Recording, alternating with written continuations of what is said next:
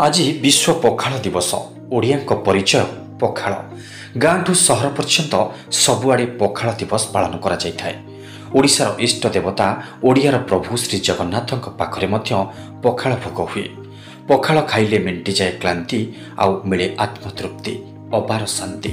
पखाल आम समस्तंकर अति प्रिय खाद्य।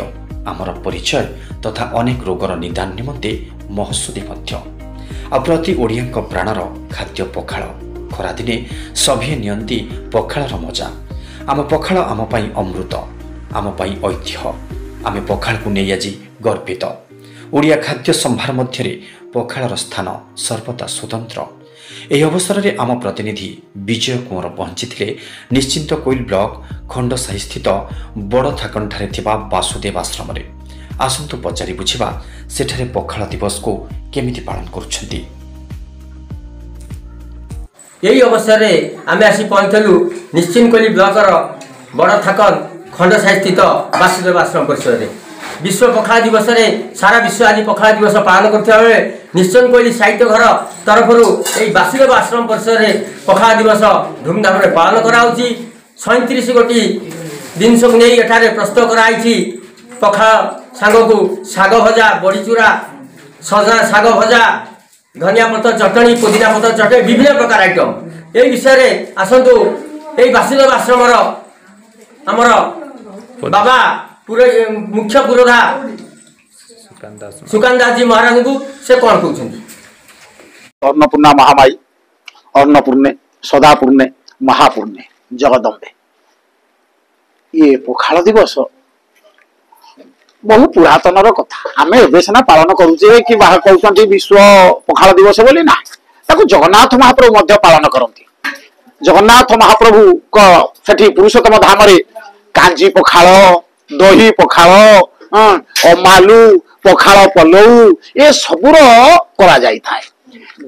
भारत वर्ष रे बा विश्व दरबार रे एभली कोडी गोटे खाद्य नाही जहाँ जगन्नाथ ताहा न पाइछन्ति।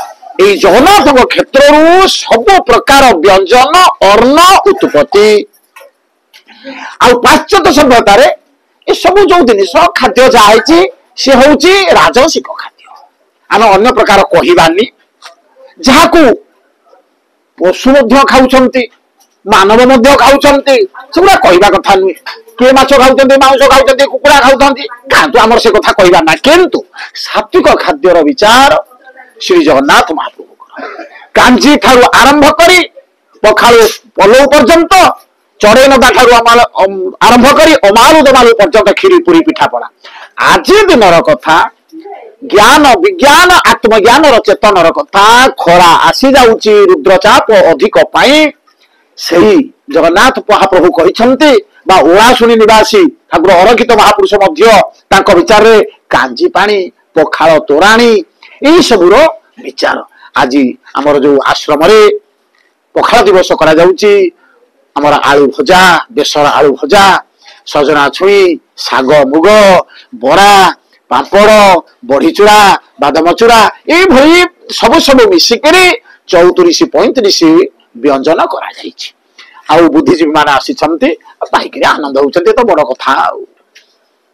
कथा होजी हमर निश्चिंत कोइली संवाद साहित्य घर रम संपादक अछि संगठन पाई एवं विशेष भाव में आज वासुदेव आश्रम खंडसाई हमर संवाद साहित्य घर अनुष्ठान अनुरोध को रक्षा करी यार जे मुख्य अच्छा मुख्य तत्वावधारक ब्रह्म अवधूत सुकान दास जी महाराज से आम मान समस्त को डकाई प्राय एटी बुद्धिजीवी साहित्यिक सारस्वत साधक आध्यात्मिक व्यक्तित्व माँ माने झील मैंने ये प्राय 50 रु ऊर्ध व्यक्ति मानक से 37 प्रकार देशी आमर ओडिया घर पारंपरिक खाद्य जहाँ सजना छुई भजा, गोटी आलू भजा, कलरार भजा, आलू भर्ता, आंब चटनी इत्यादि इत्यादि जहाँ कि आम चटनी पुदीना चटनी ठारू आरंभ कर ये सब आम शरीर जहाँ हितकारक आमर जहाँ कहते सुषम खाद्य जो सुषम खाद्य शरीर पोषक तत्वर भरणा करा जाए निरोग रहे मनीष से निरोग रहिबार एवं दीर्घायु हबार मूलमंत्र होची आमर देशी खाद्य हांडी पखाळर भात, दही पखाळर भात। आज पखाळ भात विश्व तरफ आज जो पालन करा जाउची हमर संवाद साहित्य घर आह्वान रे आज राज्य रे विभिन्न स्थान रे देश रे एवं अंतर्जातीय स्तर में आज पखाला दिवस पालन करा जायछि। आमे आज निश्चितकोली ब्लॉक तरफ आज भी कार्यक्रम रे आम समस्त को नहीं ये पखाला भात भोजन व्यंजन व्यवस्था करथिलु एवं समस्त अति आनंद सहकारे घरे खाउथिले आज जो पारंपरिक खाद्य बतल कदली कलरा ठारू आरंभ कर सजना छुई पर्यंत साग देशी साग पर्यंत ये खाद्य जो नियारा मन मुग्धकर शरीर जो हितकारी खाद्य खाई बहुत आनंद अनुभव कले एवं आम आशा करुचु आम मान गहन विभिन्न गणमाध्यम प्रतिनिधि मैंने भी आसी जोगद विशेष भाव में ये कार्यक्रम को सरस सुंदर करने समस्त सहयोग रही आम समस्त को अनुष्ठान तरफ वासुदेव आश्रम एवं संवाद साहित्य निश्चित ब्लॉक तरफ समस्त को कृतज्ञता जनाऊँ। वासुदेव आश्रम श्री श्री अवधूत सुकान दास महाराज मोर गुरुदेव प्रति वर्ष ये पखाल दिवस पालन करामे सनातन धर्म हिंदू पखाल प्रतिदिन आवश्यकता अच्छी ओडिया को पखाल कंसारे सदा सर्वदा मातिले शरीर आरोग्य है संगे संगे ज्ञान विज्ञान आमर विकास ता सहित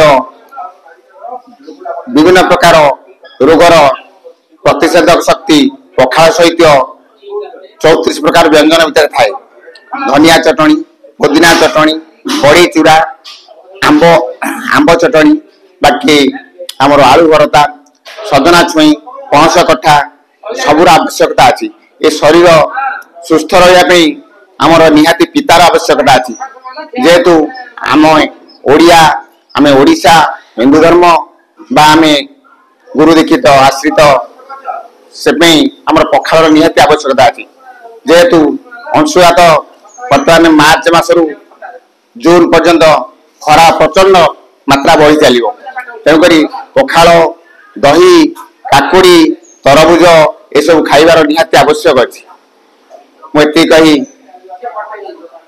साहित्यघर निश्चिंत कोइली तरफ आज यही खंडसाई स्थित वासुदेव आश्रम पखाल दिवस पालन आम समस्ते यही आश्रम प्रतिष्ठाता कृतज्ञता ज्ञापन करुचु एवं आमर जो मैंने साहित्यघर सहित संपृक्त अच्छा समस्ते एकत्रित होती विभिन्न प्रकार व्यंजन विभिन्न प्रकार भाजी प्रस्तुत होती मूल जिनस हूँ पखाल भात यही कांजी पखाल उत्कल संस्कृतिर एक बाहक कहले अत्युक्ति हेनी कहीं जगन्नाथ संस्कृति कहले सारा जगतर नाथ जगन्नाथ संस्कृति को बुझे थाए तेणु आज विश्व दरबार में पखाल महत्व बढ़ी एवं विज्ञान सम्मत हो समस्ते ग्रहण करमती प्रति छकरे सरकार अंशुघात रक्षा करने लोक मान जलछत्र प्रदान कर जलछत्र ठार आहरी वैशिष्ट लाभ कर उपादेय अत्यंतिक उपादेय जो जहाँकि जगन्नाथ संस्कृति कांजी पखाल बोली परिचित से पखाल भातर महत्व बढ़ी जाइए दीर्घ 10 वर्ष नहीं 50 वर्ष पूर्व यह केवल लोक मान एकमात्र पाथेय थिला आज पुणी आम मैंने समस्त एकत्रित होते विश्व ताप बढ़ी जाइए विश्व तापन निजक रक्षा करने संतुलन रक्षा करने पखाल भात एकांत आवश्यक यार आवश्यकता समस्ते उपलब्धि करूँ एवं यार व्यापक प्रसार हो जहाँद्वारा कि भीतर थी समस्त रोग व्याधि लोक मैंने रक्षा पाइपर विशेषकर अंशुताप रक्षा पाइपर तेणु आज आश्रमवासी मानक आम धन्यवाद दौचु आमर जो यही संवाद साहित्यकर तरफ संयोजक अच्छा प्रफुल्ल दास को धन्यवाद दौचु आपण मानक जो मैंने आसिक पहुंची सांबादिक मैंने समस्त को धन्यवाद दौचु ये कार्यक्रम अति निराला कार्यक्रम बोली उपलब्धि करुँच संवाद साहित्यकर सभापति हिसाब से आपण धन्यवाद ज्ञापन कर रही।